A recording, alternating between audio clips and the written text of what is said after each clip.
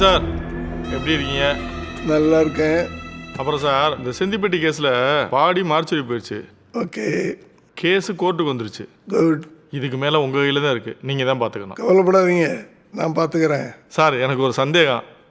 இதுக்கப்புறமாவது ஜாதி ஒழிஞ்சிடும் நம்புறீங்களா நீங்கள்? நல்ல கேள்வி, நல்ல கேள்வி. அவ்வளோ ஈஸியாக ஒழியாது, நம்ம தான் ஒழிக்கணும். இந்த ஜாதி ஜாதின்னு சொல்கிறாங்களே, ஆமாம், அதெல்லாம் ஒரிஜினல் ஜாதி இல்லை. அதுக்குள்ளே இருக்க 7-8 உட்பிரிவுகள், அதெல்லாம் தான் ஒரிஜினல் ஜாதி. ஒழிக்கணும்னு அங்கேருந்து ஒழிக்கணும். பரபரப்பான கட்டத்தை எட்டியுள்ள செந்திப்பட்டு வழக்கு திருநெல்வேலி நடுவர் நீதிமன்றத்தில் விசாரணைக்கு வந்தபோது இந்த வழக்கை விசாரித்த நீதிபதி உயர் நீதிமன்ற நீதிபதி விசாரிக்குமாறு பரிந்துரை செய்திருந்தார். மதுரை உயர் நீதிமன்றத்தில் விசாரணைக்கு எடுத்துக் கொள்ளப்படுகிறது.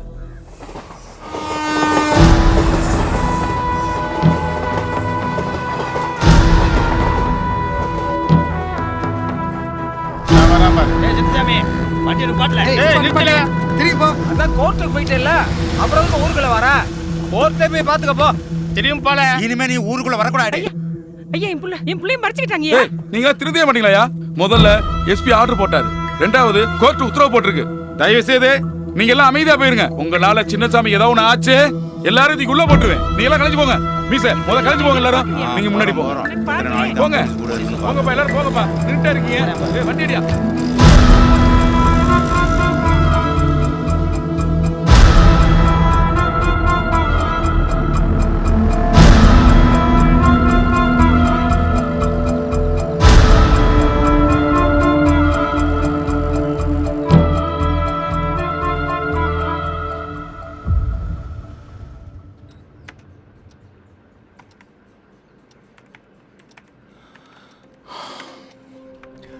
வெள்ளையம்மா, அன்னைக்கு அவங்க வெட்ட வர்றப்போ அவங்க காலில் விழுந்து நீ கதறதை பார்த்தத உடனே நீ ஊரை விட்டு ஓடிடுன்னு நினச்சம்மா.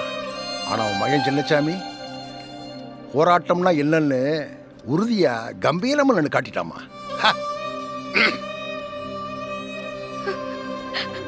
அம்மா, தாயே, அம்மா.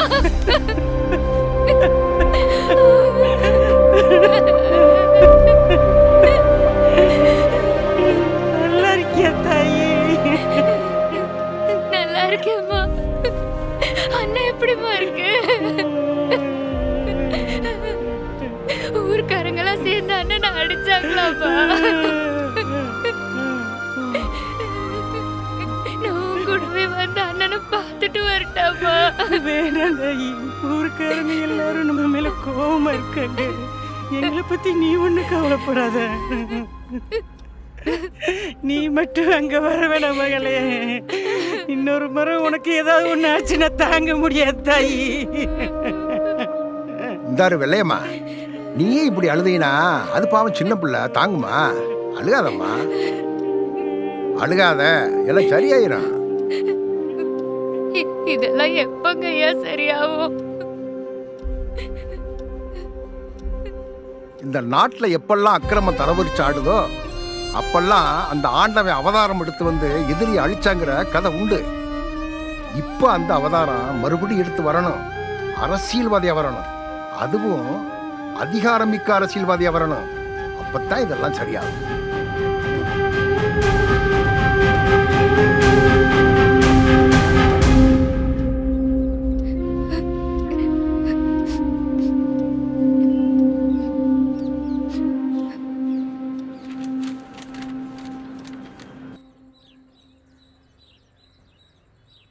சரி, கோர்ட்டுக்கு போயிட்டானே, என்ன செய்யறது?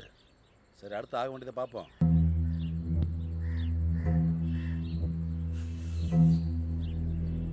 எல்லாம் அந்த கூறுகட்ட கழுதையால தான் வந்தது. எனக்கு வந்து பிறந்த சாவல சாவல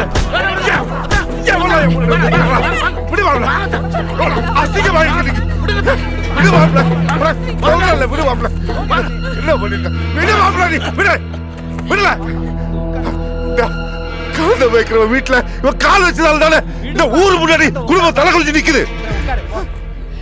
போதுமான போதுமான போதுமான இன்னும் வேணுமான போதுமா செத்து போல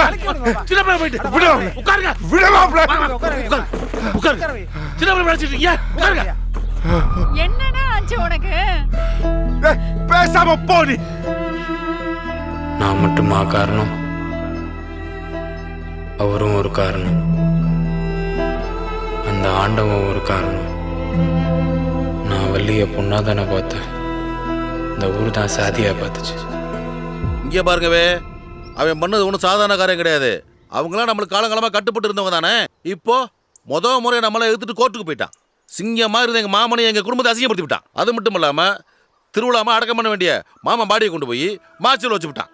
இன்னைக்கு எங்களுக்கு நடந்து நாளைக்கு உங்களுக்கு நடக்கும். எசைக்கு சொல்றது சரிதானப்பா. காலகாலமா சடங்கு செஞ்சது அவனுங்க தான். இன்னைக்கு கோர்ட்டுக்கு போயிட்டான், தப்பு தானே? தப்பு தான், அதுக்கு தான் நான் பேசிட்டு இருக்கேன். நாளைக்கு ஊருக்குள்ள இலை விழுந்தா ஓமோன்னு ஏன் ஒன்றுமா போய் சடங்கு செய்வான்?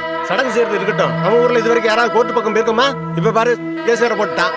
ஏற்கனவே 3 மாசம் ஆச்சு. இனிமே இது எப்ப முடியுமோ? அதுக்குள்ள அவனை வெட்டி நான் ஜெயிலுக்கு போறேன். நீ எதுக்குல தனியா ஜெயிலுக்கு போற? மொத்த ஊரும் சேர்ந்து போய் அந்த பள்ளி தீர்த்திட்டு வந்துருவோம். கோர்ட் என்ன செய்யுதுன்னு பாப்போம். பாருங்க, அவங்க எல்லாம் முந்தி மாதிரி இல்ல. அவங்களுக்கு சங்கம் இருக்கு, கட்சி இருக்கு. இந்த மீடியாக்காரங்க வேற நம்மள சாதி வெறியன் ஜாதி வெறியன்றாங்க, ஜாதியை ஒழிக்கணும்னு சொல்றாங்க. அதை கவர்மெண்ட் பார்த்து கேட்க மாட்டாங்க. இதெல்லாம் பெருசுப்படுத்தாம கோர்ட் என்ன சொல்லுதோ அதை கேட்கணும். கோர்ட்ல என்னைக்கு கேஸ் முடிஞ்சு என்னைக்கு தீர்ப்பு வர, அது வரைக்கும் நாங்க இப்படியே தான் இருக்கணுமா?